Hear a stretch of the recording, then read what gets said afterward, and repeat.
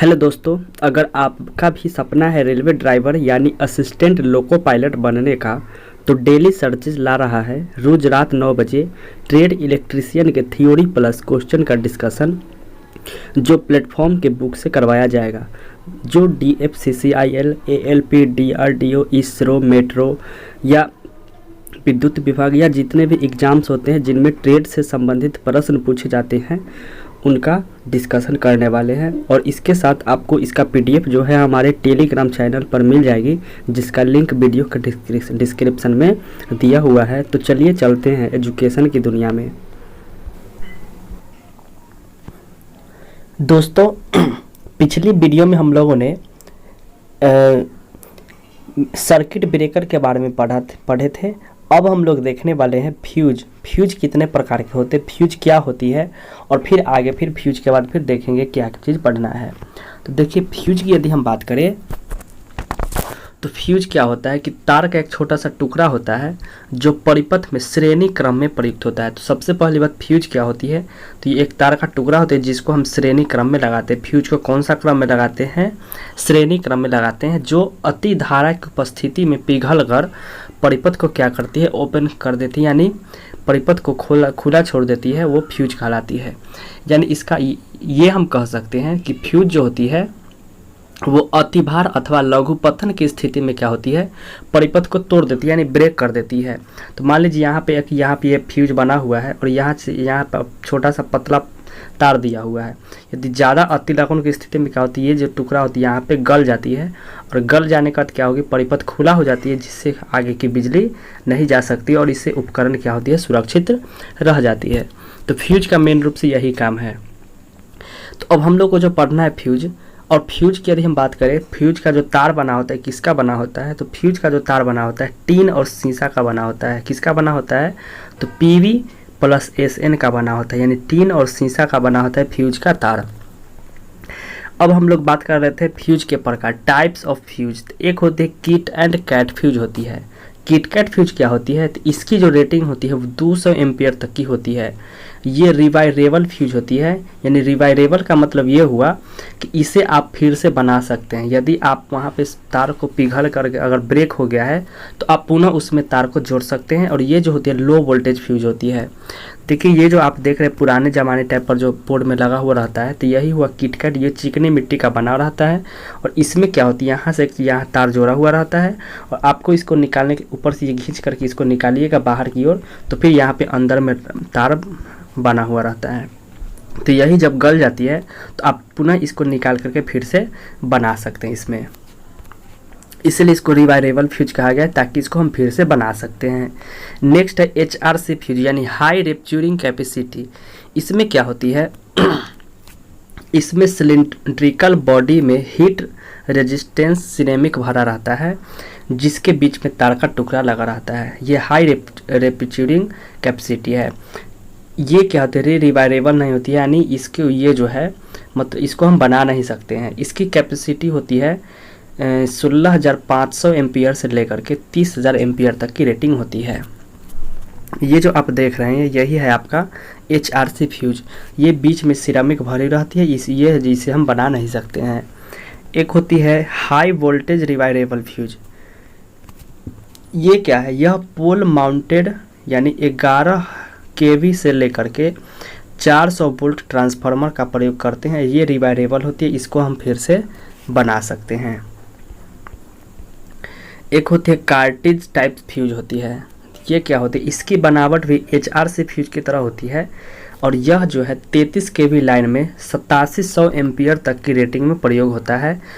इसमें corona effect हटाने के लिए तार का टुकड़ा हेलिक्स की तरह बना होता है। इसमें कोरोना इफेक्ट, कोरोना हम पिछले वीडियो में हम लोग जान गए थे कोरोना क्या कहलाती है, कि तार के जब चारों तरफ बैगनी रंग के धुंधली धुआं निकलती है और हिसिंग ध्वनि सुनाई देती है और O3 गैस निर्माण होती है, वही कोरोना इफेक्ट कहलाती है।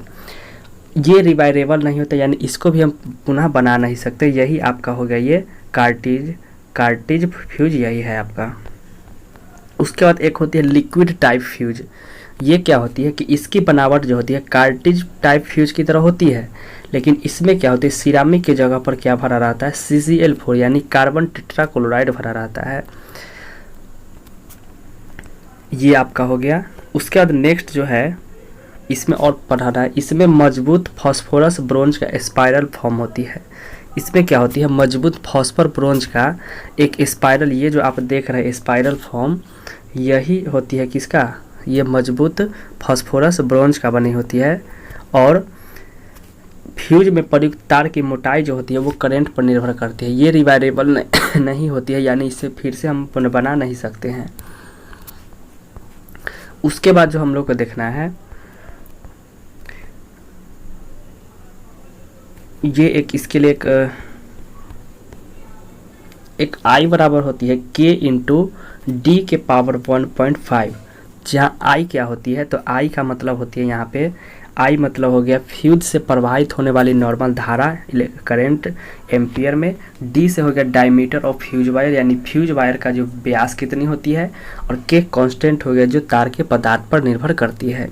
एक होती है रिले। रिले क्या होती है, तो रिले जो होती है वो ऐसी युक्ति जो दोष की पहचान कर ट्रिप सर्किट को सिग्नल देकर के सर्किट ब्रेकर के द्वारा परिपथ ओपन करती है, रिले कहलाती है। यानी इसका मुख्य कार्य क्या होता है, रिले का दोष ढूंढना। तो एग्जाम में पूछा जाता है कि रिले का मुख्य कार्य क्या होती है, तो इसका मुख्य कार्य होती है दोष ढूंढना। और ये कैसे करती है, तो ये युक्ति दोष की पहचान करती है और साथ ही मतलब स्ट्रिप सर्किट को सिग्नल देकर के क्या करती है, सर्किट ब्रेक करती है और परिपथ को ओपन कर देती है, यही रिले कहलाती है। एक होती है थर्मल रिले।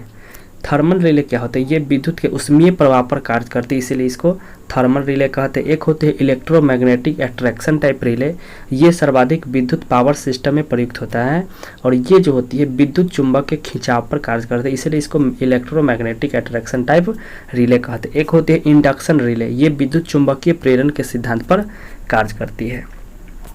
अब है ground wire earthing. Ground wire या अर्थिंग, तो यह एक ऐसी प्रणाली है जिससे विद्युत उपकरण की धात्विक बॉडी में करंट आने पर उपभोक्ता को झटका न लगे। अर्थिंग इसीलिए दिया जाता है। मनुष्य के लिए निश्चित रूप से घातक धारा 100 मिली एम्पियर है। वह अधिकतम धारा जो मानव शरीर को आघात नहीं पहुंचा सकती, कितनी है, 9 मिली एम्पियर। तो और इसमें क्या होती है कि इसमें एक निम्न प्रतिरोध के चालक के द्वारा धात्विक बॉडी जमीन से जोड़ देते हैं, जिसे ग्राउंडिंग या अर्थिंग कहते हैं। मान लीजिए ये आपका कोई भी यहाँ पे इलेक्ट्रिक वहाँ पे रखा हुआ है ये, और अगर मान लीजिए यहाँ पे है कोई वस्तु रखा हुआ है, कोई इलेक्ट्रिक सामान रखा हुआ है और इसके बॉडी में यदि करंट आ जाए, यदि आप छूते हैं तो करंट आपके शरीर में लगेगी, लेकिन यदि आपके यहाँ पे अर्थिंग अगर लगा हुआ है तो ये जो सारी जो करंट आती है वो सीधे नीचे अर्थ में चली जाएगी। इसी का मेन रूप से इसका यूज होता है। उसके बाद अर्थ कंडक्टर का साइज जो होती है सर्विस लाइन की एम्पियर क्षमता पर निर्भर करती है। ग्राउंडिंग सामान्यतः सप्लाई सिरे पर की जानी चाहिए। ग्राउंडिंग कहाँ किया जाना चाहिए, हमेशा सप्लाई सिरे पर ही किया जाता है। उसके बाद है सॉलिड ग्राउंडिंग को 660 वोल्ट से कम वोल्टता के लिए प्रयोग करते हैं। यानी एक पूछा जाएगा सॉलिड जो ग्राउंडिंग होती है उसको कितना वोल्टता के लिए, तो 660 वोल्ट से कम के लिए। भू संपर्क तार का साइज फेज और न्यूट्रल तार से अधिक होनी चाहिए। यानी अर्थिंग का जो अर्थ का जो तार होती है वो क्या होती है, न्यूट्रल तार यानी फेज होती है वो अधिक होनी चाहिए। यानी आप 3 प्लग यदि आप लोग बोर्ड देखे होंगे या इस प्रकार से, तो यहाँ पे रहती है यहाँ पे, और एक जो रहती है यहाँ पे बड़ा सा, यही आपका अर्थ के लिए दिया हुआ रहता है सबसे बड़ी।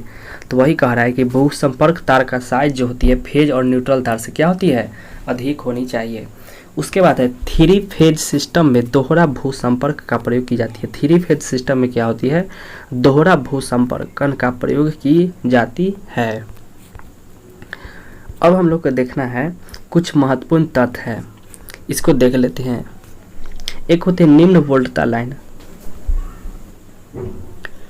निम्न वोल्टता लाइन किसे कहते हैं, तो 440 वोल्ट की वोल्टेज वाली लाइन को हम क्या कहेंगे, निम्न वोल्टेज लाइन कहते हैं, यानी लो टेंशन भी से कहते हैं।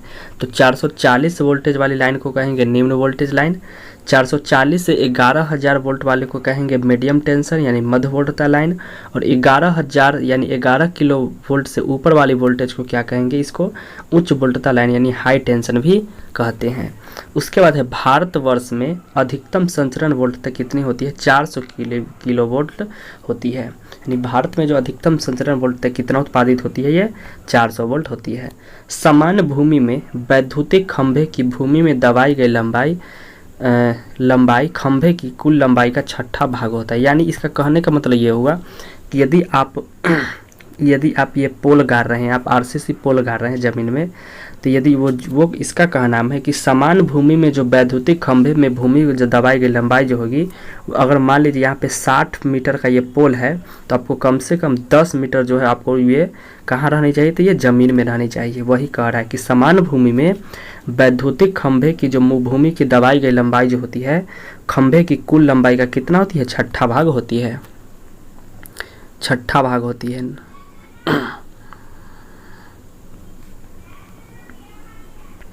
उसके बाद है जब एक ही खंभे पर वितरण लाइन तथा स्ट्रीट लाइट दोनों स्थापित हो। मान लीजिए यहाँ पर एक पोल गड़ा हुआ है और इस पे आप तार भी गुजर रहे हैं और यहाँ पे आप स्ट्रीट लाइट भी लगा रहे हैं, तो वही कह रहा है कि जब एक ही खंभे पर वितरण लाइन तथा स्ट्रीट लाइट दोनों स्थापित हो तो दोनों खंभों की जो पारस्परिक परास होनी चाहिए वो कितनी, तो 45 मीटर से अधिक नहीं होनी चाहिए। उसके बाद है किसी निम्न एवं मध्यम वोल्टता सिरोपरी लाइन का, अब यहाँ से निम्न एवं मध्य आप समझ जाइएगा, लाइन का कोई भी चालक तार सड़क के आर पार अवस्था में भूतल से 5.791 मीटर से कम ऊंचाई पर नहीं होनी चाहिए। यानी सड़क, यदि आप ये मान लीजिए सड़क है और इस पर एक पोल गड़ा हुआ है और इस पर एक पोल गड़ा हुआ है, तो दोनों जो पोल पार करेगा उस कितना कम से कम होनी चाहिए, तो 5.791 मीटर से कम नहीं होनी चाहिए।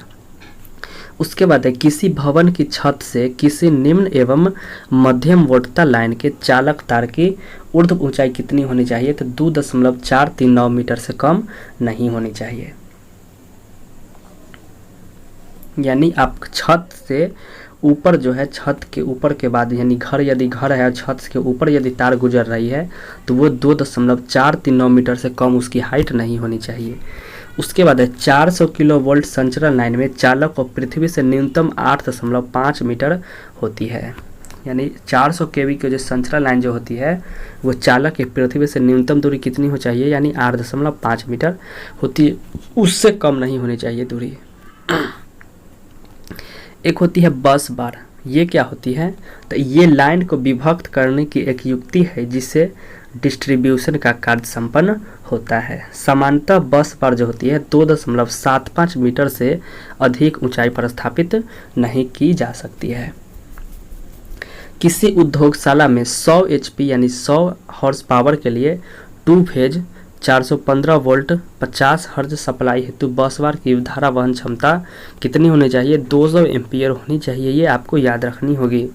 उसके बाद है एक डुप्लीकेट बस बार सिस्टम में 2 बस बार होते हैं, पहले को मेन बस बार और दूसरे को स्पेरी बस बार कहते हैं। यानी एक डुप्लीकेट बस बार में सिस्टम में कितना होनी चाहिए, तो 2 बस बार होती है, जिसको पहले को हम मेन बस बार कहेंगे और दूसरे को कहेंगे स्पेरी बस बार। अब है 400 एम्पियर धारा वहन क्षमता की सिरोपरी बस बार जो होती है वो 2.44 मीटर की लंबाई में उत्पादित की जाती है। अब बस बार जो होती है उपयुक्त किसकी बनी होती है, तो ये कॉपर धातु की बनी होती है, यानी तांबा की बनी होती है बस बार। अब हम अगले वीडियो में कुछ महत्वपूर्ण तथ्य को पढ़ेंगे और फिर हम चलेंगे ऑब्जेक्टिव की दुनिया में। धन्यवाद दोस्तों। इसका PDF है जो टेलीग्राम चैनल पे अपलोड हो चुकी है, आप वहाँ से PDF डाउनलोड कर सकते हैं।